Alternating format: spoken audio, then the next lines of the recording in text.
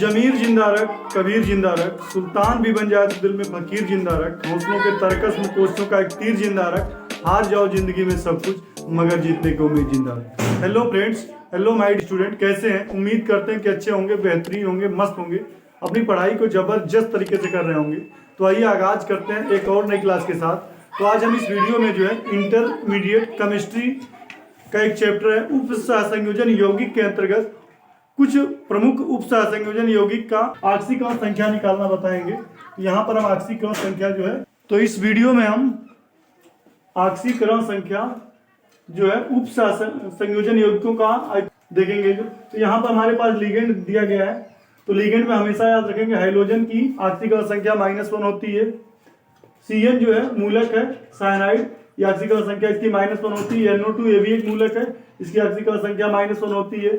CO3 की -2 होती है, C2O4 की -2, SO4 की -2 होती है, H2O की 0 होती है और CO का होता है 0। EN एथिलीन डाइएमीन होता है 0, NH3 का भी 0 होता है और NO का भी 0 होता है।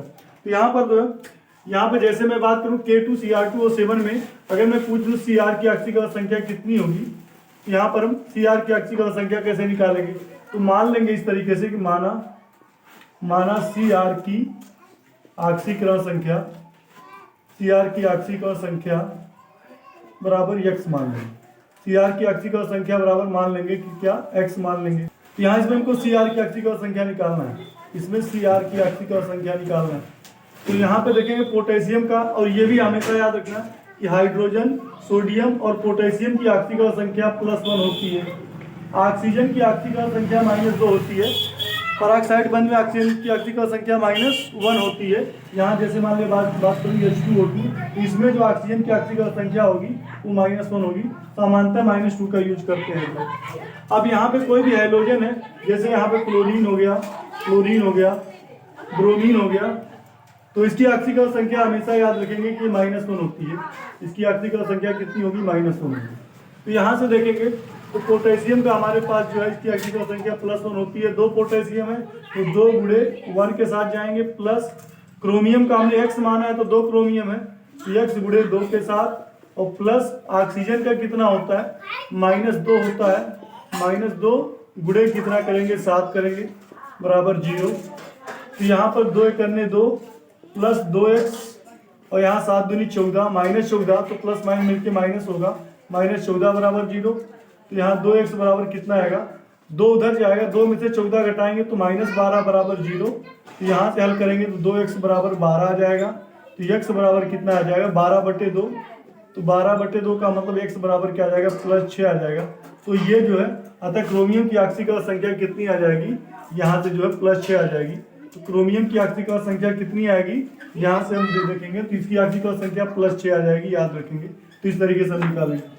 H2SO4 में मान लेते हैं S की ऑक्सीकरण संख्या हमको निकालना है। H2SO4 में S की ऑक्सीकरण संख्या, तो सम फिर वही करेंगे, मान लेते हैं S की ऑक्सीकरण संख्या को मान लेंगे x, और यहाँ H2 हाइड्रोजन की ऑक्सीकरण संख्या 1 होती है, 2 हाइड्रोजन है तो 2 गुणे 1 के साथ जाएंगे, प्लस ऑक्सीजन की ऑक्सीकरण संख्या होती है -2 और यहाँ पे 4 ऑक्सीजन है, गुणे 4 बराबर 0। तो यहाँ 2 करने 2 प्लस x प्लस माइनस मिलके माइनस आएगा, 2 चौके 8 बराबर 0। तो 2 में से 8 घटाएंगे तो -6 आ जाएगा, तो -6 बराबर 0। तो यहाँ से हम हल करेंगे तो x बराबर क्या आ जाएगा? +6। तो यहाँ पे ये भी इसकी ऑक्सीकरण संख्या भी, सल्फर की ऑक्सीकरण संख्या कितनी आएगी? 6 आएगी। तो इस तरीके से हम निकालेंगे। अब यहाँ पे उप सहसंयोजन यौगिक NH4 का होल ट्वाइस है और CO, और यहाँ पे जो है F4 है, तो इसमें हम मान लेते हैं CO की हमको ऑक्सीकरण संख्या निकालनी है। इसकी ऑक्सीकरण संख्या हमको निकालना है CO का। तो यहाँ से हम क्या करेंगे? CO की ऑक्सीकरण संख्या मान लेंगे, ये x है, और NH4 की क्या होता है? NH4 पे देखेंगे, क्योंकि हम क्या जानते हैं NH4 पे क्या होता है? प्लस होता है, क्योंकि NH3 अगर होता अमोनिया तो अमोनिया का 0 होता है। तो भी ये भी हमेशा याद रखेंगे कि NH4 की ऑक्सीकरण संख्या जो होती है ये +1 होती है। कोई भी मान लिया अगर तत्व है तो जिसपे वो जितना चार्ज रहता है तो वो उसकी ऑक्सीडेशन नंबर हो जाती है। तो ये NH4 की जो +1 होती है, तो यहाँ पे +1 और 2 NH4 है, इसलिए 2 का गुणा करेंगे पूरे का एक साथ, और प्लस x और फ्लोरीन का कितना होता है देखेंगे, फ्लोरीन क्या हाइड्रोजन है, इसकी एक्सिकल संख्या -1 होती है, तो प्लस -1 इंटू 4 के साथ जाएंगे बराबर 0। तो यहाँ 2 करने 2 प्लस x, और यहाँ पे 4 करने 4 -4 प्लस मिलके माइनस हो जाएगा प्लस माइनस, तो -4 बराबर 0। तो यहाँ से जो है x बराबर 2 में से 4 गया -2 बराबर 0, तो x बराबर क्या आ जाएगा +2। तो इसकी आक्सीकरण संख्या कितनी आ जाएगी, +2 आ जाएगी। अब यहाँ पे बात करेंगे K4MnCl6, बात करेंगे K4MnCl6 में मान लेते हैं Mn की आक्सीकरण संख्या निकालना है, तो Mn की आक्सीकरण संख्या को x मान लेंगे। पोटेशियम का कितना होता है देखेंगे 1 होता है, तो 4 पोटेशियम, तो 4 गुणे 1 के साथ जाएंगे, प्लस आक्सीकरण संख्या का योग 0 होता है, अगर इस पर कोई चार्ज है तो वो चार्ज हम रखेंगे +2 -2। और Cn का कितना होता है, Cn एक मूलक की बात व्यवहार करता है, Cn का साइनाइड ग्रुप है, -1 होता है इसका, तो -1 इंटू 6 के साथ जाएंगे बराबर क्या करेंगे 0। तो 4 करने 4 प्लस x और 6 करने 6, देखिए प्लस माइनस मिलके -6 बराबर 0। तो यहाँ से हम हल करेंगे तो x 4 में से 6 घटाएंगे -2 बराबर 0, तो यहाँ भी x बराबर आ जाएगा +2।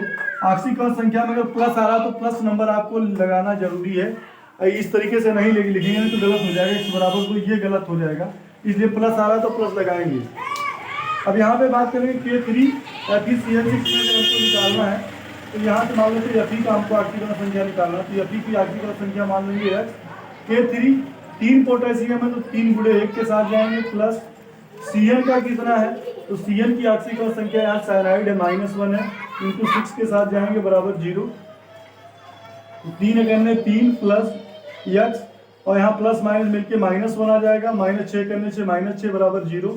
तो 3 में से 6 घटा देंगे, कितना आ जाएगा -3 आ जाएगा बराबर 0। x बराबर कितना आ जाएगा +3 आ जाएगा। अब यहाँ से अगर इसका हमको आक्सीकरण संख्या निकालना तो हम क्या करेंगे, मान लेते हैं हमको यह आयरन की आक्सीकरण संख्या निकालना है Fe की, तो यहाँ क्योंकि ये मूलक इसकी आक्सीकरण संख्या हम पहले से हमको पता है, NO ये भी एक मूलक है, इसकी भी आक्सीकरण संख्या पता है, H2O भी मूलक है K3, तो पोटेशियम का कितना होता है 1 होता है, तो पोटेशियम का 1 इंटू 3 के साथ जाएंगे, प्लस आयरन का हमने मान लिया है x, और Cn क्या एक मूलक है, तो Cn मूलक का जो आक्सीकरण संख्या कितनी होती है -1 होती है, तो -1 इंटू 5। यह नो क्या नाइट्रोसिल मूलक है, इसकी आक्सीकरण संख्या 0 होती है पूरा, ये आपका यनो मूलक है, प्लस 2 H2O क्या है, ये जल है एक्वा, इसकी आक्सीकरण संख्या भी 0 होती है, और बराबर हम क्या करेंगे फिर 0 करेंगे, तो 3 करने 3 और प्लस x, और प्लस माइनस मिलके -5 करने 5, और यहाँ पे प्लस माइनस मिलके माइनस, और प्लस यहाँ पे 0 है, और ये 2 गुणे 0 मिलके पूरा 0 बराबर 0। तो x 3 में से 5 जाएगा -2 बराबर 0, तो x बराबर कितना जाएगा +2। तो इस तरीके से जो है +2 आएगी, इसलिए आयरन की जो आक्सीकरण संख्या होगी कितनी होगी +2 होगी। तो इस तरीके से हम IPC और यहाँ से आक्सीकरण संख्या निकालेंगे। तो यहाँ पर बात करेंगे, हमारे पास कुछ आयन दे दिया गया, देखिए इस पे चार्ज है, तो इसकी आक्सीकरण संख्या अगर हमको निकालना है, MnH2O6 में Mn की अगर आक्सीकरण संख्या निकालना है, तो Mn की आक्सीकरण संख्या मान लेंगे x, और H2O का कितना होता है भाई, H2O जल है, जल का आक्सीकरण संख्या कितना होता है 0, तो 0 इंटू 6 बराबर, हम जहाँ पर 0 रखते थे वहाँ पे 0 ना रखे +2 रखेंगे, तो x बराबर 0 इंटू 6 के साथ जाएंगे, 0 बराबर +2 आ जाएगा, तो यहाँ पे x बराबर क्या आ जाएगा +2 आ जाएगा। इसलिए Mn की जो आक्सीकरण संख्या आ जाएगी, Mn की आक्सीकरण संख्या कितनी हमारे पास आ जाएगी, ये +2 होगी। NiCN4 में मान लेते हैं Ni की आक्सीकरण संख्या निकालना, तो Ni का हमने मान लिया x, Ni की आक्सीकरण संख्या मान लिया जाए x हो गया, प्लस Cn एक मूलक की तरह काम करता है, व्यवहार करता है, तो Cn क्या साइनाइड का -1 होता है, तो -1 इंटू 4 के साथ जाएंगे, -1 इंटू 4 बराबर 0 ना रख कर यहाँ पे -2 चार्ज है तो -2 रखेंगे, कुछ नहीं है तो 0 के साथ जाएंगे, तो x प्लस माइनस मिलके -4 करने 4, तो 4 आ जाएगा बराबर -2, तो x बराबर -4 उधर जाएगा तो माइनस प्लस हो जाएगा, तो -2 + 4 करेंगे तो कितना आएगा, तो -2 + 4 कितना होगा -2 आ जाएगा, 4 में से 2 जाएगा 2, तो x बराबर +2 आ जाएगा। अतः जो है Ni की जो आक्सीकरण संख्या होगी +2 होगी। अब यहीं पर बात करेंगे Fe पर 3 Fe पर 3 तो Fe की आक्सीकरण संख्या आपको मान लेते निकालना है, Fe का मान लेंगे x, और प्लस 6 गुड़े फ्लोरीन है, तो फ्लोरीन क्या हैलाइड है, इसकी आक्सीय संख्या -1 होती है। तो -1 बराबर 0 के स्थान पे -3 रखेंगे। तो x प्लस माइनस मिलके -6 करने से -6 हो जाएगा बराबर -3। तो यहाँ से हल करेंगे तो x बराबर क्या आ जाएगा, -6 ऊपर उधर जाएगा तो +6 हो जाएगा, तो -3 + 6। यहाँ से हल करेंगे तो 6 में से 3 जाएगा 3, तो x बराबर क्या आएगा, +3 आएगा। इस तरीके से जो है आयरन की जो आक्सीय संख्या होगी +3 होगी। अब यहाँ पे CrH2O 4Cl2 में मान लेते हैं Cr की आक्सीय संख्या निकालना है। तो Cr की आक्सीय संख्या को मान लीजिए x।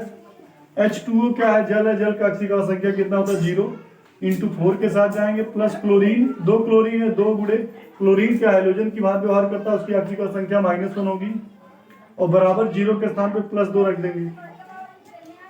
0 × 4 0 हो जाएगा और 2 करने 2 -2 आ जाएगा, प्लस माइनस मिलके माइनस बराबर +2 आ जाएगा। तो x -2 उधर जाएगा तो +2 हो जाएगा, तो +2 मतलब इनके हो जाएगा 4।